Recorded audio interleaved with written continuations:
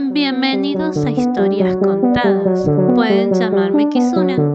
Hoy les narraré el siguiente capítulo de La Tierra Prometida, escrito por Henrik Pontoppidan, escritor danés. Capítulo 2. Páginas 20 al 26. Un cuarto de hora después partió el capellán. La casa parroquial volvió a su acostumbrado silencio y paz. Ranhilda andaba por el salón poniendo en orden las cosas para la noche. Cerró el gran piano de cola que estaba en un rincón debajo de un busto de Beethoven coronado de laurel. Guardó el cuaderno de música en el armario y le rascó el cuello al loro, medio dormido ya. Luego se sentó a la mesa, ocupando su sitio de costumbre, debajo de la pantalla de seda verde mar de la lámpara, y volvió a su labor de bordado. Mientras tanto, el párroco había cebado su pipa y comenzó a ir y venir por ambos cuartos. De cuando en cuando miraba de reojo a su hija, al tiempo que lanzaba por un extremo de la boca espesas nubes de humo. Finalmente se paró delante de ella con una alegría un tanto artificial. ¿Qué, Ranhilda? ¿Qué te parece a ti nuestro nuevo huésped? La cara de Ranhilda adquirió una expresión más hermética aún. Era evidente que le molestaba la pregunta. «Oh, desde luego, da la impresión de ser muy inteligente», dijo indiferente.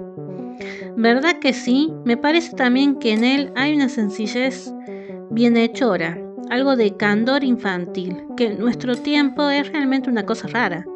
Hoy día hay jóvenes de 20 años que ya son tipos viejos, cansados de la vida». «Me alegro, Ranhilda, de que pienses lo mismo acerca de él. De ahora en adelante es nuestro cotidiano compañero de casa». La joven frunció el entrecejo. «Lo más importante», dijo ella brevemente, «es que tenga las debidas cualidades para su labor. Eso ya se verá». «Claro, claro», exclamó el párroco, continuando su paseo. «En esto estoy de acuerdo contigo, completamente de acuerdo, ¿eh? ¿Qué es esto?», cortó, mirando su reloj. «Ya es hora, tengo que ir a mi tarea». Besó a su hija en la frente y se fue a su cuarto. Apenas había cerrado la puerta tras sí cuando rechinó la que comunicaba con el comedor y apareció en el umbral de la cara oscura de la vieja y coja criada. Al ver que la joven estaba sola, se deslizó en el cuarto y se puso a hacer algo junto a la chimenea, volviendo continuamente la cabeza atrás y mirando a Ranhilda con ojos curiosos. Finalmente se acercó a la mesa. «¿Qué?», susurró, entornando los ojos. «¿Qué le parece él?». «¿Quién?», preguntó Ranhilda, levantando la cabeza y mirando con ojos duros a la vieja criada. «¿Quién va a ser? ¡El capellán!». Los ojos gris azulados de Ranhilda lanzaron un rayo que presagiaba un trueno suave, pero en el mismo instante recapacitó, apagó su ira. Forzó una sonrisa y contestó aprisa como si su corazón estuviese rebosante de alegría. «Oh, sí, Lonita, estoy encantada, ya estoy enamoradísima de él. Mañana nos prometemos y el jueves pensamos celebrar la boda. Y si el domingo, Nocho, quieres darnos, Lonita, el placer de venir a nuestra casa, que ya habré dado a luz, para llevar a bautizar a nuestro primogénito, mi marido y yo te lo agradeceremos. ¿Estás satisfecha?». La vieja criada avanzó el maxilar inferior y se volvió gruñendo hacia la puerta.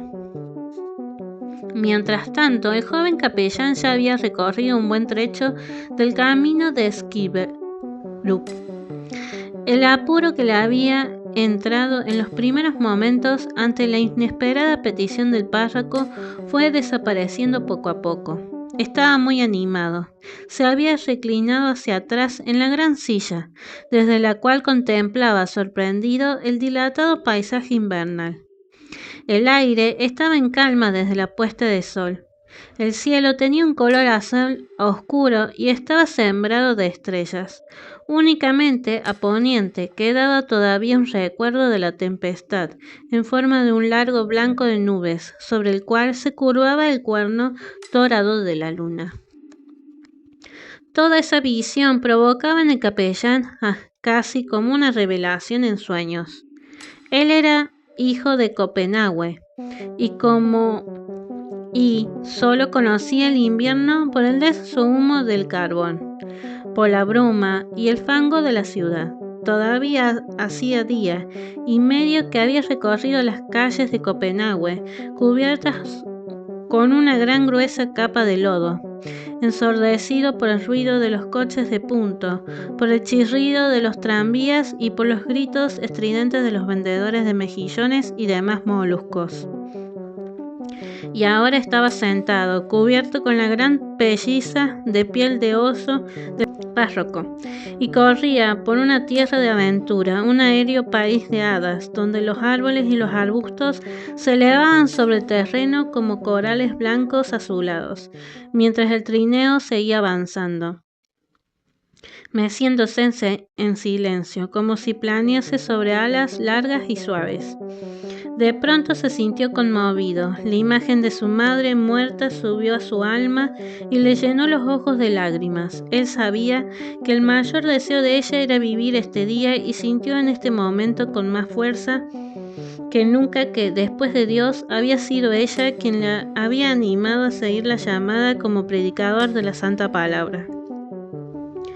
Ya de nada servía que su querido padre, consejero de Estado, moviese la cabeza ante su extraña idea.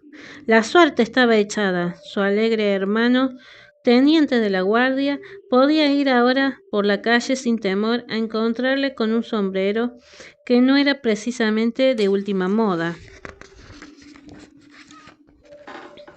o con un conocido que no pertenecía a la sociedad. Y su buena hermanita, señora del cónsul general, tampoco necesitaba ya derramar lágrimas por su falta de tono social.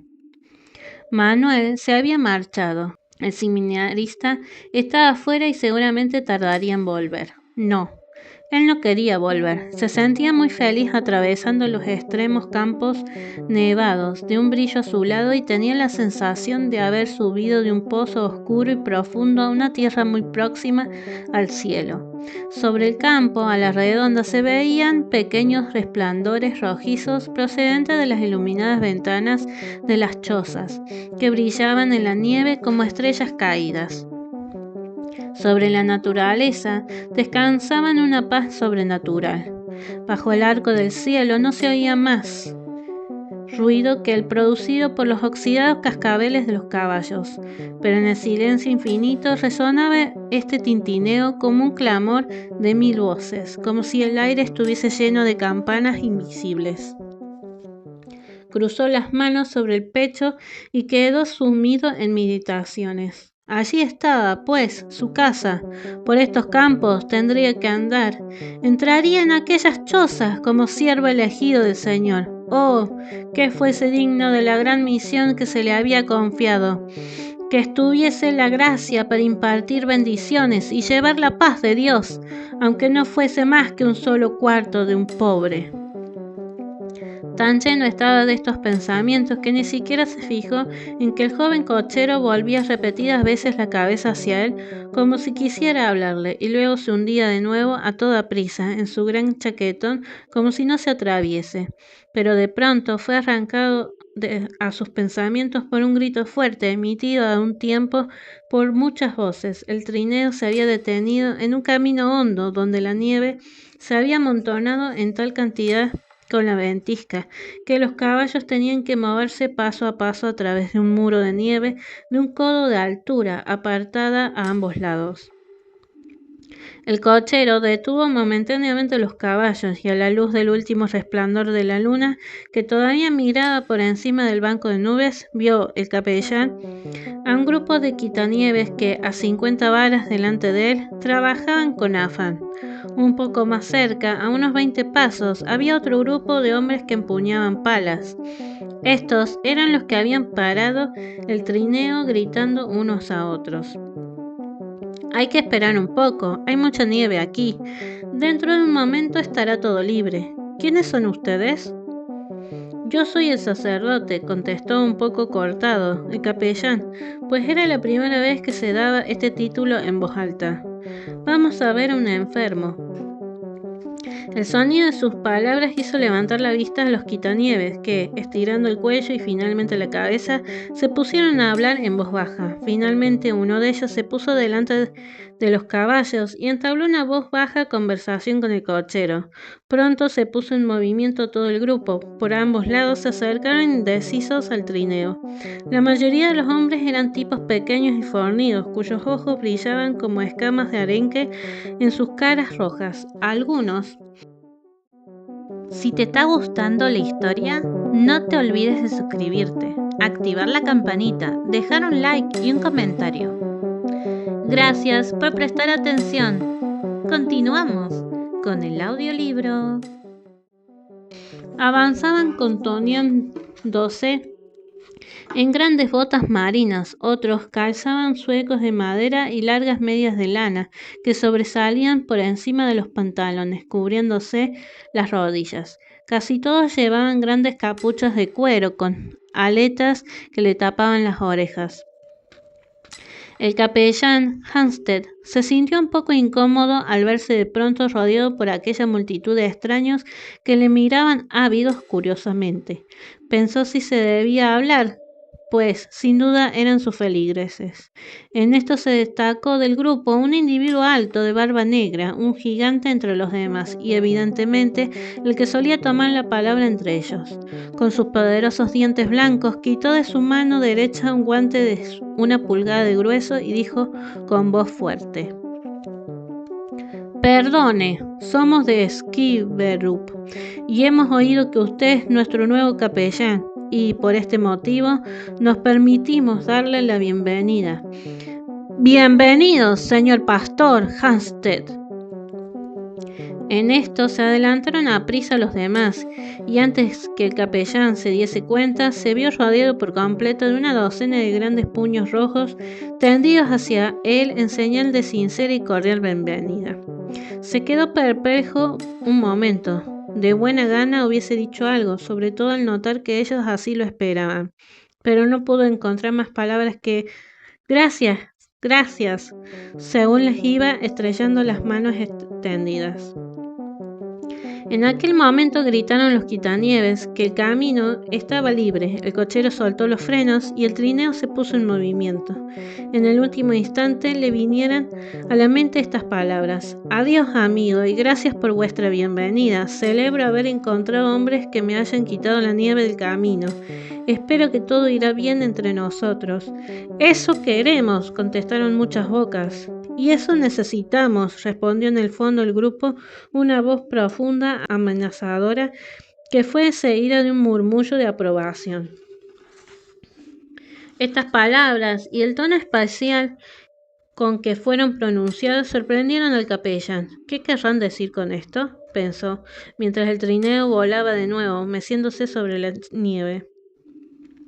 Entonces le vinieron a la mente las palabras del párroco sobre las perturbaciones de la parroquia, y se sintió presa de la ligera melancolía, con que aquí también había lucha y discordia.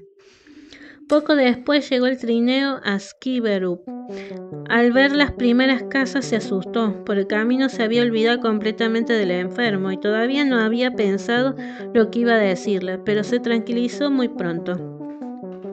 El encuentro con los quitanieves le había infundido confianza y no dudó de que el Señor le inspiraría en el momento decisivo de las palabras precisas.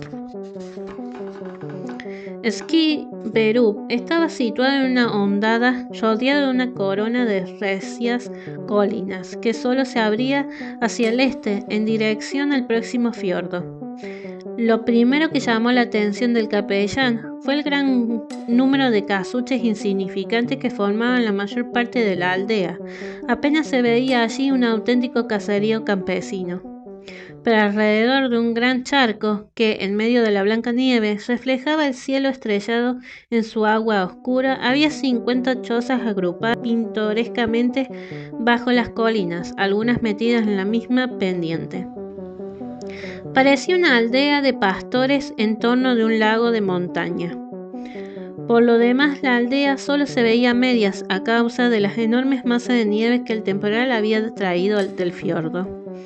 De muchas casas no se veía más que un par de maderos de la cubierta y un tubo de chimenea lleno de hollín.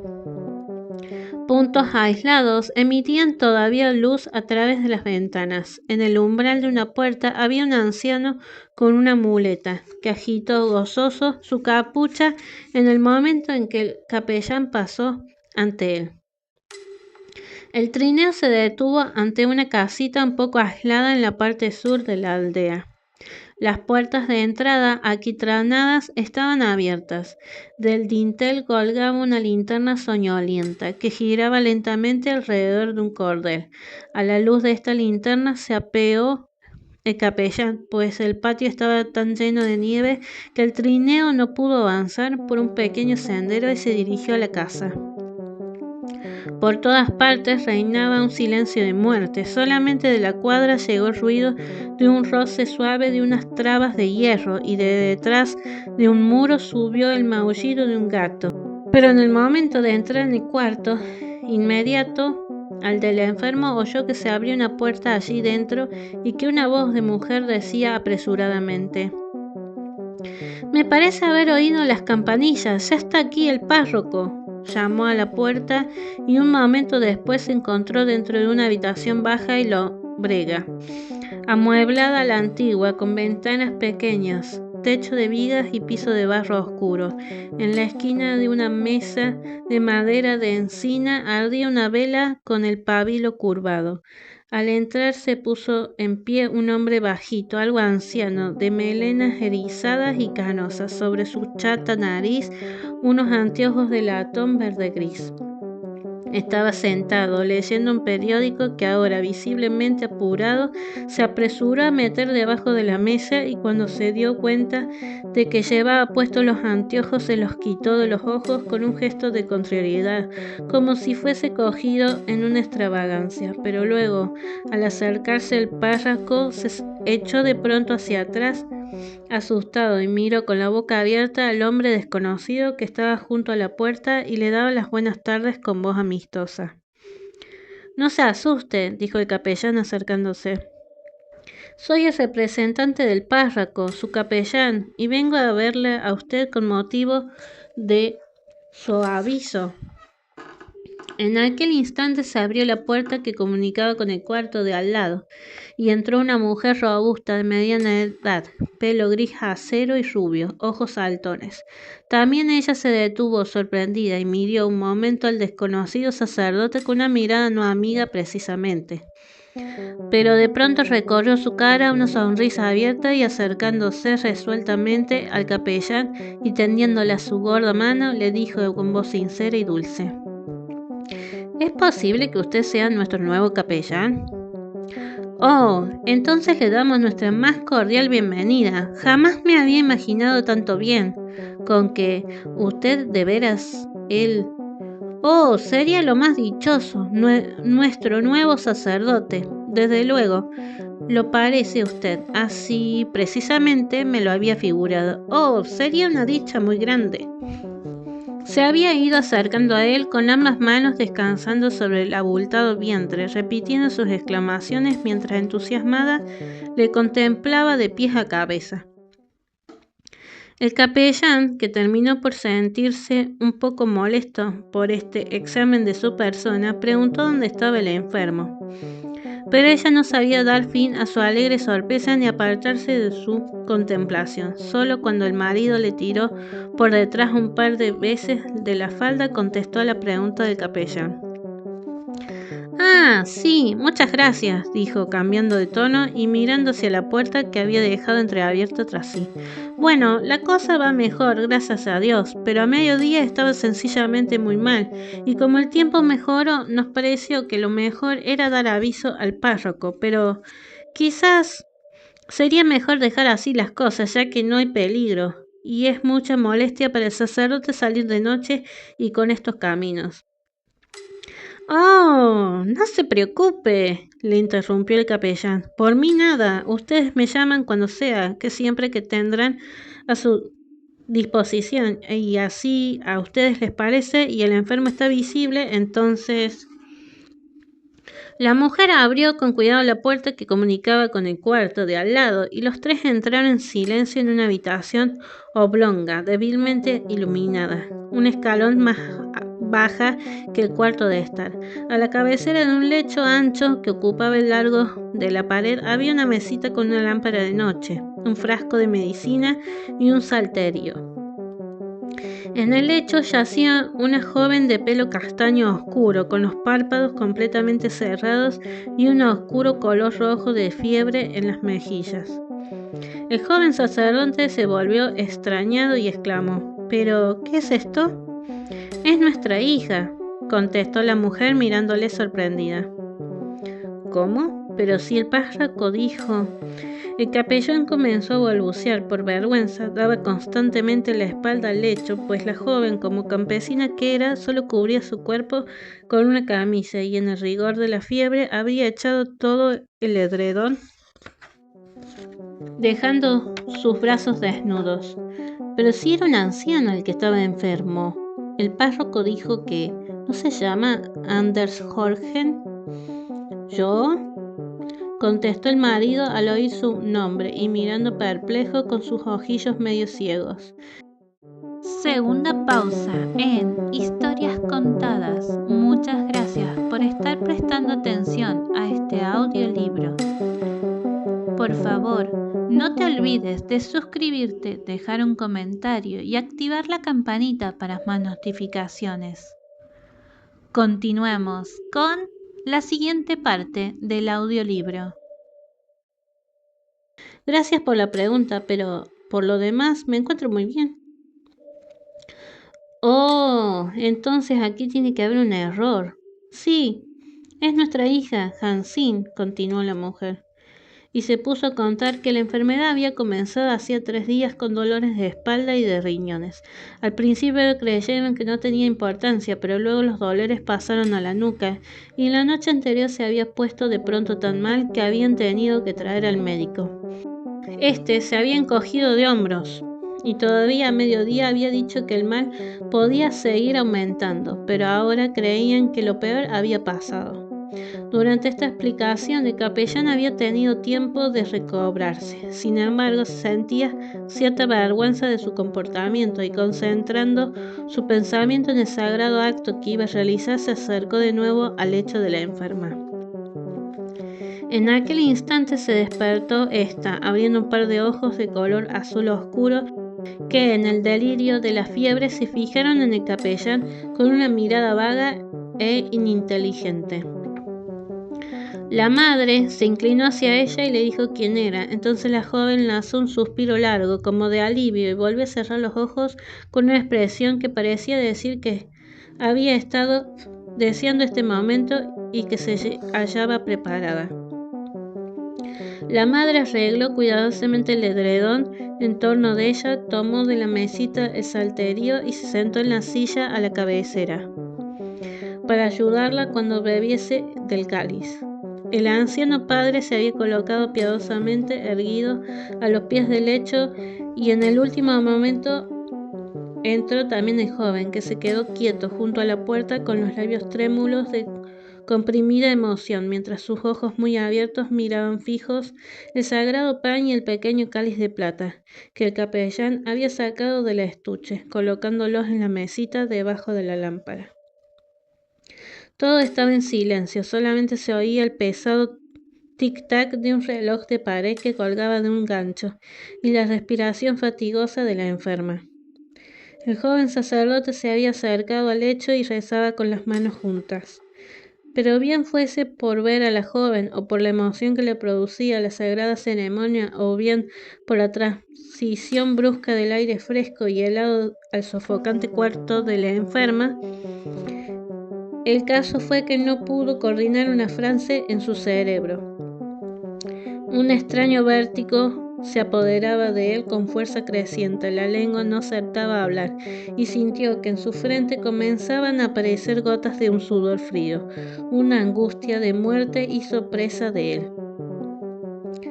Entonces le vino a la mente un pequeño poema, una plegaria de la tarde que su madre le había enseñado cuando era muy niño. Durante muchos años este poema había dormido en el oído, pero en aquel momento bajó a él, como un ángel libertador que desciende del cielo. Tuvo la sensación de que alguien se había colocado en silencio a su lado y que le cogía la mano, como si otro la dijera. Escuchaba sus propias y cálidas palabras sobre la gracia del Señor, sobre la bondad de Dios, sobre la muerte de Jesús por los pecados de los hombres. Sin embargo, las conocidas frases del ritual parecían nuevas y vivas en su boca, y finalmente, al poner su mano sobre la frente de la enferma, para absolverla de sus pecados, sintió con toda el alma estremecida que en aquel momento a través de él se comunicaba el omnipotente Espíritu de Dios. Y hasta aquí llegamos con el capítulo 2. Próximo capítulo, jueves 13 de noviembre. Espero que les esté gustando La Tierra Prometida. Y nos vemos en Kizuna, Historias Contadas.